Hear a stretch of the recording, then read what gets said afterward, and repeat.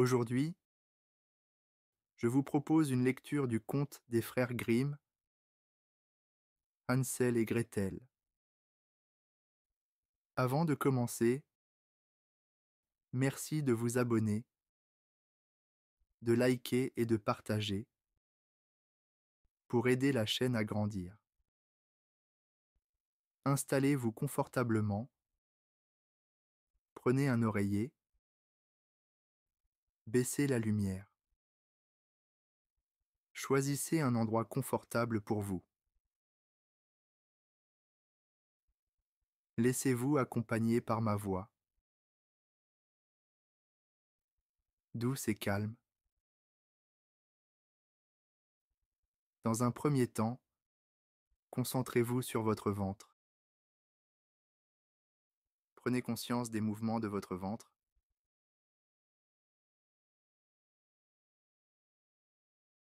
Hansel et Gretel. À l'orée d'une grande forêt vivait un pauvre bûcheron, sa femme et ses 2 enfants. Le garçon s'appelait Hansel et la fille Gretel. La famille ne mangeait guère. Une année que la famine régnait dans le pays et que le pain lui-même vint à manquer, le bûcheron ruminait des idées noires.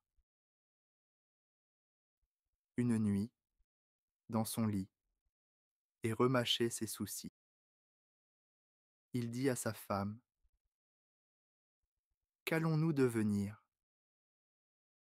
Comment nourrir nos pauvres enfants quand nous n'avons plus rien pour nous-mêmes?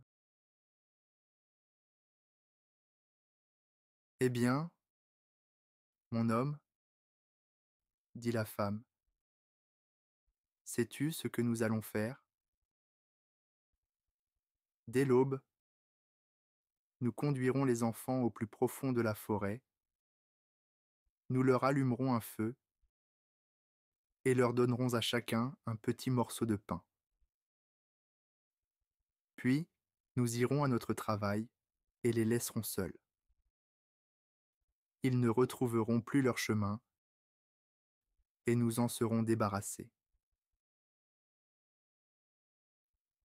Non, femme, dit le bûcheron, je ne ferai pas cela. Comment pourrais-je me résoudre à laisser nos enfants tout seuls dans la forêt? Les bêtes sauvages ne tarderaient pas à les dévorer. Oh fou, rétorqua-t-elle, tu préfères donc que nous mourions de faim tous les 4? Alors, il ne te reste qu'à raboter les planches de nos cercueils. Elle n'eut de cesse qu'il n'accepta ce qu'elle proposait. Mais j'ai quand même pitié de ces pauvres enfants, dit le bûcheron. Les 2 petits n'avaient pas pu s'endormir tant ils avaient faim. Ils avaient entendu ce que la marâtre disait à leur père. Gretel pleura des larmes amères et dit à son frère: C'en est fait de nous. Du calme, Gretel, dit Hansel. Ne t'en fais pas. Je trouverai un moyen de nous en tirer. Quand les parents furent endormis, il se leva, enfila ses habits, ouvrit la chatière et se glissa dehors. La lune brillait dans le ciel et les graviers blancs, devant la maison, étincelaient comme des diamants. Hansel se pencha et en mit dans ses poches autant qu'il put. Puis il rentra dans la maison et dit à Gretel: Aie confiance, chère petite sœur, et dors tranquille. Dieu ne nous abandonnera pas. Et lui-même se recoucha. Quand vint le jour, avant même que le soleil ne se levât, la femme réveilla les 2 enfants. Debout, paresseux. Nous allons aller dans la forêt pour y chercher du bois.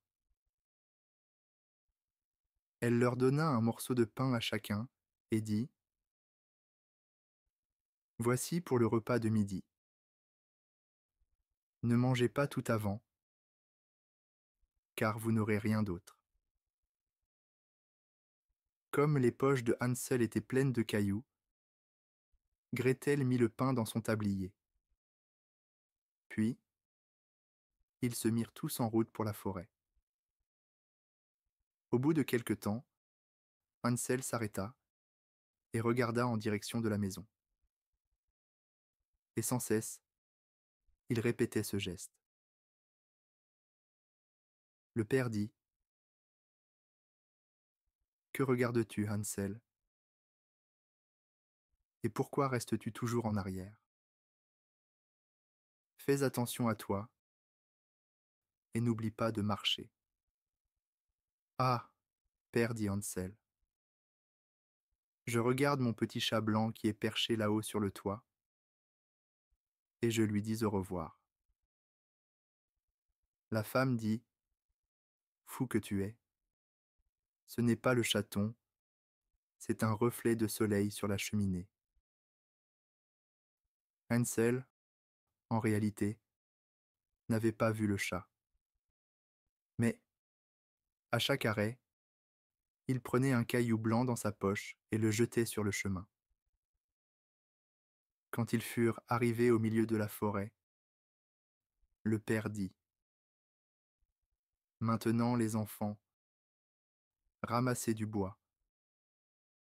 Je vais allumer un feu pour que vous n'ayez pas froid. » Hansel et Gretel amassèrent des brindilles au sommet d'une petite colline. Quand on y eut mis le feu et qu'il eut bien pris, la femme dit : « Couchez-vous auprès de lui, les enfants, et reposez-vous. Nous allons abattre du bois. Quand nous aurons fini, nous reviendrons vous chercher. » Hansel et Gretel s'assirent auprès du feu, et quand vint l'heure du déjeuner, ils mangèrent leurs morceaux de pain. Ils entendaient retentir des coups de hache et pensaient que leur père était tout proche. Mais ce n'était pas la hache. C'était une branche que le bûcheron avait attachée à un arbre mort et que le vent faisait battre de ci, de là. Comme ils étaient assis là depuis des heures, les yeux finirent par leur tomber de fatigue et ils s'endormirent. Quand ils se réveillèrent, il faisait nuit noire.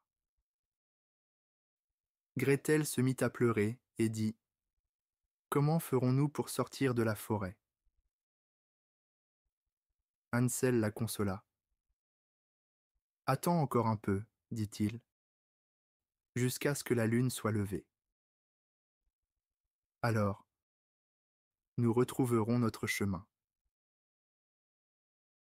Quand la pleine lune brilla dans le ciel, il prit sa sœur par la main et suivit les petits cailloux blancs.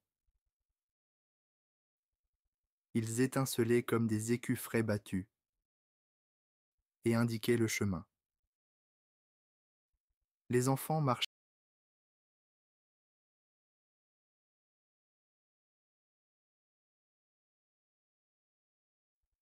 Ils frappèrent à la porte.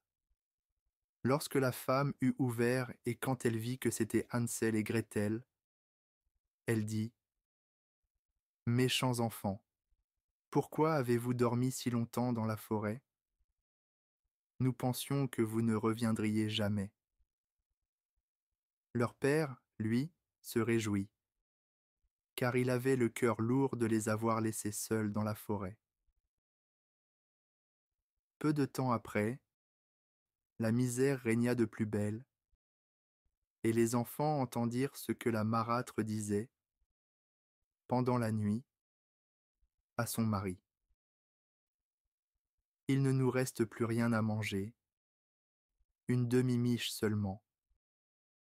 Et après, finit la chanson. Il faut nous débarrasser des enfants.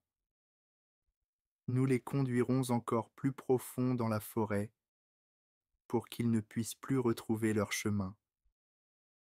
Il n'y a rien d'autre à faire. Le père avait bien du chagrin. Il songeait. Il vaudrait mieux partager la dernière bouchée avec les enfants. Mais la femme ne voulut plus rien entendre. Elle lui fit 1000 reproches. Qui a dit A doit dire B. Comme il avait accepté une première fois, il dut consentir de rechef. Les enfants n'étaient pas encore endormis. Ils avaient tout entendu. Quand les parents furent plongés dans le sommeil, Hansel se leva avec l'intention d'aller ramasser des cailloux, comme la fois précédente. Mais la marâtre avait verrouillé la porte et le garçon ne put sortir. Il consola cependant sa petite sœur. Ne pleure pas, Gretel, dors tranquille, le bon Dieu nous aidera. Tôt le matin, la marâtre fit lever les enfants. Elle leur donna un morceau de pain, plus petit encore que l'autre fois. Sur la route de la forêt, Hansel l'émietta dans sa poche. Il s'arrêtait souvent pour en jeter un peu sur le sol. Hansel, qu'as-tu à t'arrêter et à regarder autour de toi ? Dit le père. Va ton chemin. Je regarde ma petite colombe sur le toit pour lui dire au revoir, répondit Hansel. Fou, dit la femme. Ce n'est pas la colombe, c'est le soleil qui se joue sur la cheminée. Hansel, cependant, continuait à semer des miettes de pain le long du chemin. La marâtre conduisit les enfants au fin fond de la forêt, plus loin qu'ils n'étaient jamais allés. On y refit un grand feu, et la femme dit : « Restez là, les enfants. Quand vous serez fatigués, vous pourrez dormir un peu. Nous allons couper du bois. Et ce soir, quand nous aurons fini, nous viendrons vous chercher. » À midi, Gretel partagea son pain avec Hansel, qui avait éparpillé le sien le long du chemin. Puis, ils dormirent et la soirée passa sans que personne ne revint auprès d'eux. Ils s'éveillèrent au milieu de la nuit, et Hansel consola sa petite sœur, disant : « Attends que la lune se lève, Gretel, nous verrons les miettes de pain que j'ai jetées. Elles nous montreront le chemin de la maison. » Quand la lune se leva, ils se mirent en route. Mais de miettes, point. Les 1000 oiseaux des champs et des bois les avaient mangés. Les deux enfants marchèrent toute la nuit et le jour suivant, sans trouver à sortir de la forêt. Ils mouraient de faim, n'ayant à se mettre sous la dent que quelques baies sauvages. Ils étaient si fatigués que leurs jambes ne voulaient plus les porter. Ils se couchèrent au pied d'un arbre et s'endormirent. 3 jours s'étaient déjà passés depuis qu'ils avaient quitté la maison paternelle. Ils continuaient à marcher, s'enfonçant toujours plus avant dans la forêt. Si personne n'allait venir à leur aide, ils ne tarderaient pas à mourir. À midi, Ils virent un joli oiseau sur une branche, blanc comme neige. Il chantait si bien que les enfants s'arrêtèrent pour l'écouter. Quand il eut fini, il déploya ses ailes et vola devant eux. Ils le suivirent jusqu'à une petite maison sur le toit de laquelle le bel oiseau blanc se percha. Quand ils s'en furent approchés tout près, ils virent qu'elle était faite de pain et recouverte de gâteaux. Les fenêtres étaient en sucre. Nous allons nous mettre au travail, dit Hansel, et faire un repas béni de Dieu. Je mangerai un morceau du toit. Ça a l'air d'être bon. Hansel grimpa sur le toit et en arracha un petit morceau pour goûter. Gretel se mit à lécher les carreaux. On entendit alors une voix suave qui venait de la chambre. Qui donc ma maison lèche?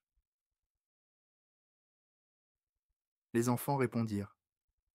C'est le vent, c'est le vent, ce céleste enfant. Et ils continuèrent à manger sans se laisser détourner de leur tâche. Hansel, qui trouvait le toit fort bon, en fit tomber un gros morceau par terre, et Gretel découpa une vitre entière, s'assit sur le sol et se mit à manger. La porte tout à coup s'ouvrit, et une femme vieille comme les pierres, s'appuyant sur une canne, sortit de la maison. Hansel et Gretel eurent si peur qu'ils laissèrent tomber tout ce qu'ils tenaient dans leurs mains. La vieille secoua la tête et dit : « Eh, chers enfants, qui vous a conduits ici ? Entrez, venez chez moi. Il ne vous sera fait aucun mal. » Elle les prit tous deux par la main et les fit entrer dans la maisonnette. Elle leur servit un bon repas, du lait et des beignets avec du sucre, des pommes et des noix. Elle prépara ensuite 2 petits lits. Hansel et Gretel s'y couchèrent. Ils se croyaient au paradis. Mais l'amitié de la vieille n'était qu'apparente. En réalité, c'était une méchante sorcière à l'affût des enfants. Elle n'avait construit la maison de pain que pour les attirer. Quand elle en prenait un, elle le tuait, le faisait cuire et le mangeait. Pour elle, c'était alors jour de fête. La sorcière avait les yeux rouges et elle ne voyait pas très clair. Mais elle avait un instinct très sûr, comme les bêtes, et sentait venir de loin les êtres humains. Quand Hansel et Gretel s'étaient approchés de sa demeure, elle avait ri méchamment et dit d'une voix mielleuse : « Ceux-là, je les tiens. Il ne faudra pas qu'ils m'échappent. » À l'aube, avant que les enfants ne se soient éveillés, elle se leva. Quand elle les vit qui reposaient si gentiment, avec leurs bonnes joues toutes roses, elle murmura : « Quel bon repas je vais faire !» Elle attrapa Hansel de sa main rêche, le conduisit dans une petite étable et l'y enferma au verrou. Il eut beau crier, cela ne lui servit à rien. La sorcière s'approcha ensuite de Gretel, la secoua pour la réveiller et s'écria : « Debout, paresseuse, va chercher de l'eau et prépare quelque chose de bon à manger pour ton frère. » Il est enfermé à l'étable et il faut qu'il engraisse. Quand il sera à point, je le mangerai. » Gretel se mit à pleurer, mais cela ne lui servit à rien. Elle fut obligée de faire ce que lui demandait l'ogresse. On prépara pour le pauvre Hansel les plats les plus délicats. Gretel, elle, n'eut droit qu'à des carapaces de crabes. Tous les matins, la vieille se glissait jusqu'à l'écurie et disait : « Hansel, tends tes doigts, que je vois si tu es déjà assez gras. » Mais Hansel tendait un petit os, et la sorcière, qui avait de mauvais yeux, ne s'en rendait pas compte. Elle croyait que c'était vraiment le doigt de Hansel, et s'étonnait qu'il n'engraissât point. Quand 4 semaines furent passées, et que l'enfant était toujours aussi maigre, elle perdit patience et décida de ne pas attendre plus longtemps. « Holà ! Gretel !» cria-t-elle. « Dépêche-toi d'apporter de l'eau. Que Hansel soit gras ou maigre, c'est demain que je le tuerai et le mangerai. » Ah, comme elle pleurait, la pauvre petite, en charriant ses seaux d'eau, comme les larmes coulaient le long de ses joues. « Dieu bon, aide-nous donc !» s'écria-t-elle. « Si seulement les bêtes de la forêt nous avaient dévorés, au moins serions-nous morts ensemble. » « Cesse de te lamenter, » dit la vieille. « Ça ne te servira à rien. » De bon matin, Gretel fut chargée de remplir la grande marmite d'eau et d'allumer le feu. « Nous allons d'abord faire la pâte, » dit la sorcière. « J'ai déjà fait chauffer le four et préparé ce qu'il faut. » Elle poussa la pauvre Gretel vers le four. « Faufile-toi dedans, » ordonna-t-elle, et vois s'il est assez chaud pour la cuisson. Elle avait l'intention de fermer le four quand la petite y serait pour la faire rôtir. Elle voulait la manger, elle aussi.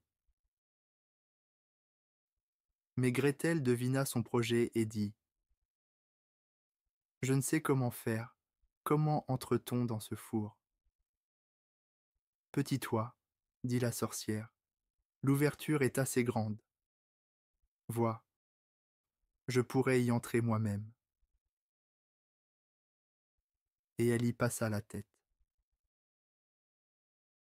Alors Gretel la poussa vivement dans le four, claqua la porte et mit le verrou. La sorcière se mit à hurler épouvantablement. Mais Gretel s'en alla, et cette épouvantable sorcière n'eut plus qu'à rôtir. Gretel, elle, courut aussi vite qu'elle le pouvait chez Hansel. Elle ouvrit la petite étable et dit : « Hansel, nous sommes libres, la vieille sorcière est morte. » Hansel bondit hors de sa prison, aussi rapide qu'un oiseau dont on vient d'ouvrir la cage. Comme ils étaient heureux.